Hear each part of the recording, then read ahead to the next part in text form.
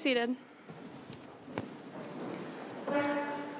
Tomorrow is the feast of the Epiphany. From the book of Isaiah we hear, "The Gentiles shall come to your light, and the kings to the brightness of your rising. I will give you for a light to the Gentiles, that you may be my salvation unto the end of the earth." A reading from the Gospel of St. Matthew. Then Herod secretly called for the wise men and learned from them the exact time when the star had appeared. Then he sent them to Bethlehem, saying, "Go and search diligently for the child, and when you have found him, bring word to me so that I may also go and pay him homage." When they saw the star that had stopped, they were overwhelmed with joy. On entering the house, they saw the child with his mother Mary. Then opening their treasure chests, they offered him gifts of gold, frankincense, and myrrh. And having been warned in a dream not to return to Herod, they left for their own country by another road. Here ends the reading of God's holy word.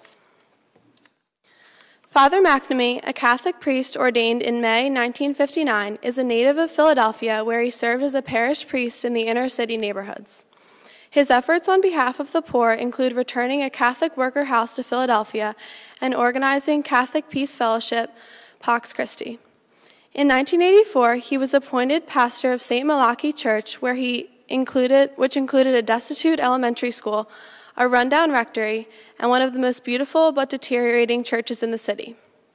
St. Malachi and its neighborhoods became the base of his life's work, from which his pervasive influence for good spread far beyond his physical boundaries. In June 2008, after 25 years as pastor of St. Malachi and after his 75th birthday, Father McNamee retired. As pastor emeritus, he continues his connection to the parish and the neighborhood. Father McNamee is the author of several books of prose and poetry which champion the cause of the poor. His honesty and his instinctive care for others, rich and poor, religious or not, challenge and inspire everyone who meets him. Simply being himself can change the landscape of minds and alter many long-held assumptions about what it means to live for others. Father McNamee's social actions, his Irish wit and humor, and his gift for poetry make him a uniquely effective, active force for good in many areas and on many levels. Father McNamee.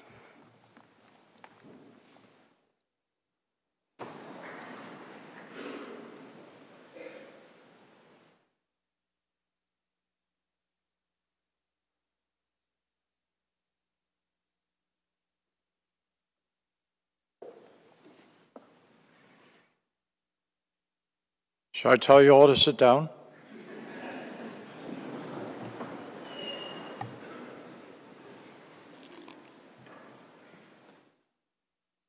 Well, I've been in the old campus before, but this is my first time at the new campus, and I happen to be a good friend of the architect and his wife who designed this new chapel, Robert Venturi, and his wife, Denise Scott Brown. So it's nice to see this chapel after hearing such nice things about it.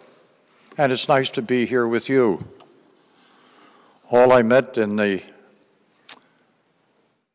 back in the chaplain's office area were pretty girls, but I see there are boys here too, huh? Yeah.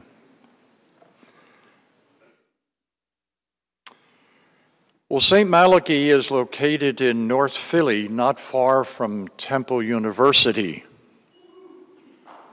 And,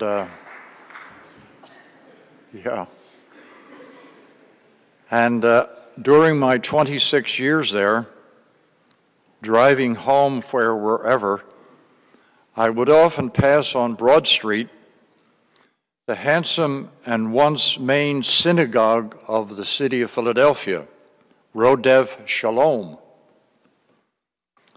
It's still there, and it's still splendid, and it is still a place that many Jewish people from the suburbs return for the holy days, because it was, maybe still is, the main synagogue of the area. And passing, I would see and wonder at the carved inscription over the main doors, a quote from the Jewish scriptures, the prophet Isaiah. "My house shall be a house of prayer for all peoples." And every time I would think, I must find out what that means. It must express a part of Judaism that I really am not clear about.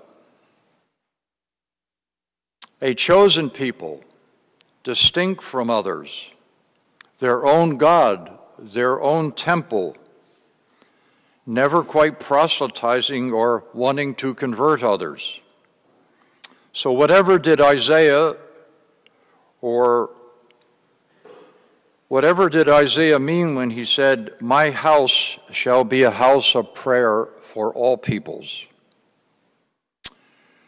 Well, right after the birth of Jewish Jesus to Jewish parents in Judea and the Jewish genealogy in the Gospel of Matthew, we have, as Krista read, we have this Matthew version of the Jewish prophet's vision.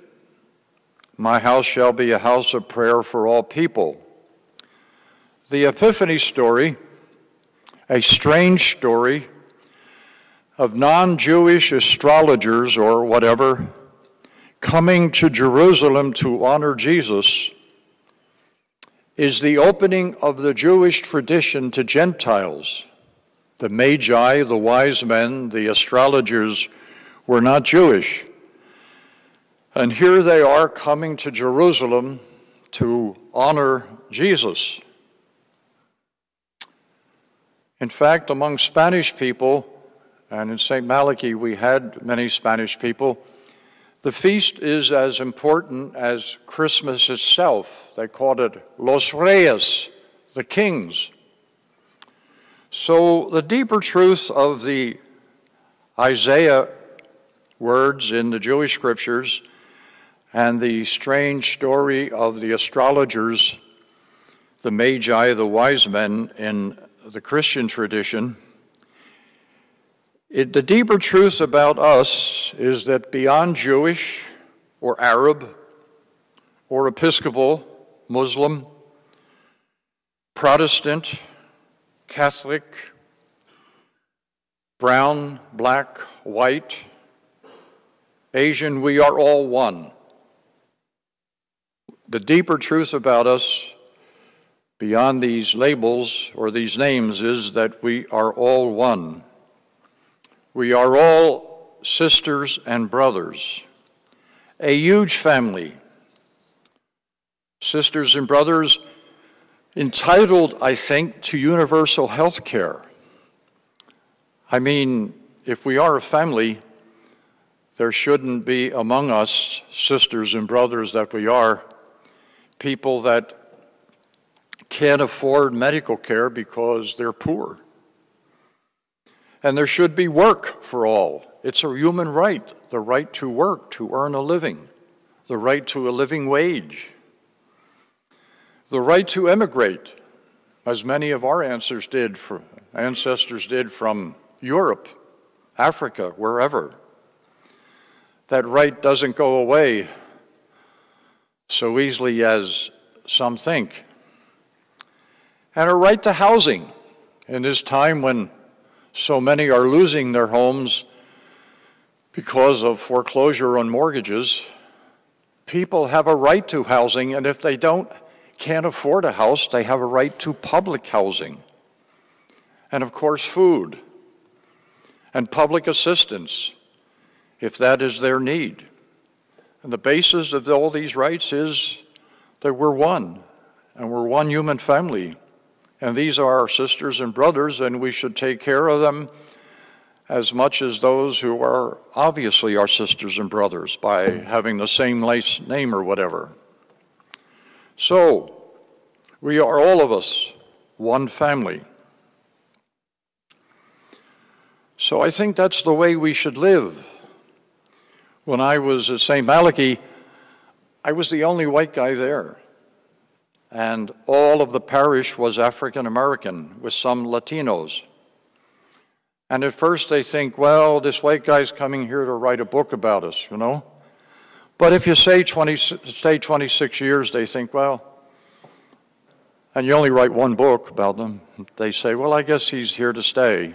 So, and I think I think the best way I can finish off these remarks is by reading a poem in translation of the Chilean poet who won the Nobel Prize some years ago for literature. A wonderful movie about him called Il Postino in Italian. His name was Pablo Neruda. And the poem is called Too Many Names. Mondays are meshed with Tuesdays, and the week with the whole year. Time cannot be cut with your weary scissors, and all the names of the day are washed out by the waters of night. No one can claim the name of Pedro. Nobody is Rosa or Maria. All of us are dust or sand. All of us are rain under rain. They have spoken to me of Venezuela's, of Chile's, and Paraguay's. I have no idea what they are saying. I know only the skin of the earth, and I know it is without a name. When I lived among the roots, they pleased me more than flowers did. And when I spoke to a stone, it rang like a bell. It is so long, the spring, which goes on all winter. Time lost its shoes. A year is 4 centuries. When I sleep every night, what am I called or not called? And when I wake, who am I if I was not I while I slept? This means to say that scarcely have we landed into life, then we come as if newborn. Let us not fill our mouths with so many faltering names, with so many sad formalities, with so many pompous letters, with so much of yours and mine, with so much of signing of papers.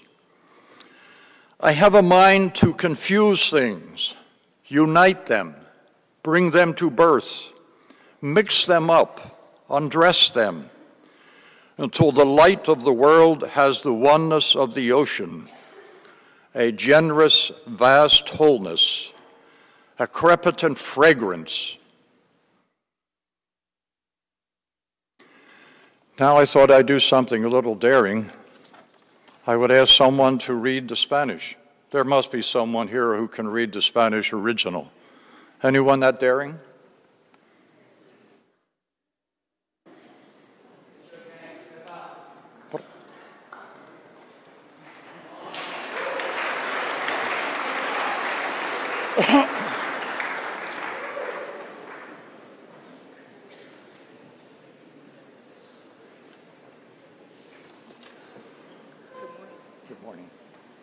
Don't mess up the way I would.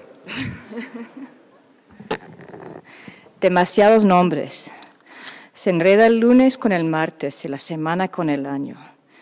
No se puede cortar el tiempo con tus tijeras fatigadas y todos los nombres del día los borra el agua de la noche. Nadie puede llamarse Pedro, ninguna es Rosa ni María.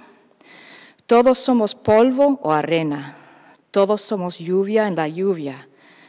Me han hablado de Venezuelas, de Paraguayes y de Chiles. No sé de lo que están hablando. Conozco la piel de la tierra y sé que no tiene apellido. Cuando viví con las raíces me gustaron más que las flores. Y cuando hablé con una piedra sonaba como una campana. Es tan larga la primavera que dura todo el invierno. El tiempo perdió los zapatos. Un año tiene 4 siglos. Cuando duermo todas las noches, ¿cómo me llamo o no me llamo? Y cuando me despierto, ¿quién soy si no era yo cuando dormía? Esto quiere decir que apenas desembarcamos en la vida, que venimos recién naciendo, que no nos llenemos la boca con tantos nombres inseguros, con tantas etiquetas tristes, con tantas letras rimbombantes, con tanto tuyo y tanto mío, con tanta firma en los papeles. Yo pienso confundir las cosas, unirlas y recién hacerlas, entreverarlas, desvestirlas, hasta que la luz del mundo tenga la unidad del océano, una integridad generosa, una fragancia crepitante. That's all.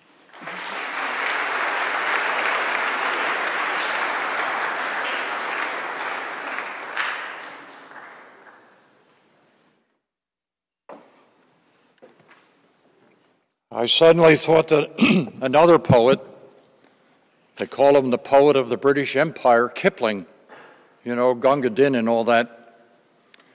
I guess being in India when the British ran India, he had a way of saying the same thing. Of course, the British officers would have a wife, and they'd also have a chambermaid who was usually Irish. So Kipling said in one of his poems, "The Colonel's lady and Rosie O'Grady are sisters under the skin." So not quite as eloquent as Neruda, but you get the idea. So thank you. Nice to be here with you all.